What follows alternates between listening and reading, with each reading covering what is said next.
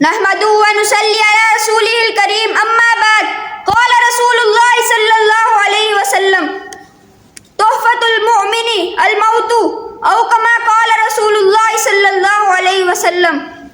اللہ تعالیٰ کے رسول صلی اللہ علیہ وسلم نے فرمایا موت مومن کے لیے تحفہ ہے۔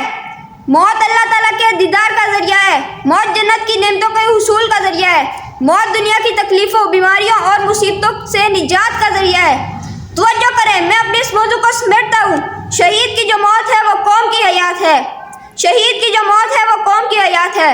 6 ستمبر 1965 میں ہمارے ملک کے جوانوں نے اپنی جان کی پرواہ کیے بغیر ملک کی حفاظت کرتے ہوئے شہید ہوئے۔ میں اپنی اور اپنے تمام بدر اسٹوڈنٹ کی طرف سے خراج تحسین پیش کرتا ہوں۔ پاک فوج زندہ باد، پاکستان زندہ باد، بدر العلوم زندہ باد، میں زندہ باد، آپ زندہ باد، پاکستان پاکستان زندہ باد۔ چلو نحمدہ و نصلی علی رسولہ الکریم اما بعد۔ آج مجھے اس موضوع پر لب کشائی کرنے کا موقع ملا ہے، وہ ہے میری پہچان پاکستان۔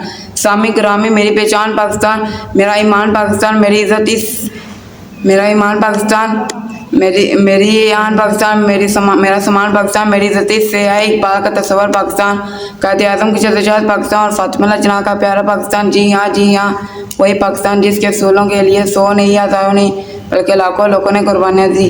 کتنی ہی ماؤں کے سامنے ان کے جگر گوشوں کو ستاروں میں پرویا گیا، کتنی ہی ماؤں کے سامنے ان کے جگر گوشوں کو ستاروں میں پرویا گیا۔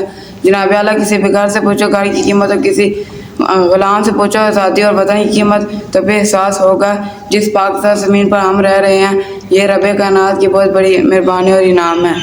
اس مٹی سے وفا تم بھی کرو ہم بھی کریں، اس مٹی سے وفا تم بھی کرو ہم بھی کریں، اس کا جو حق ہے ادا تم بھی کرو ہم بھی کریں۔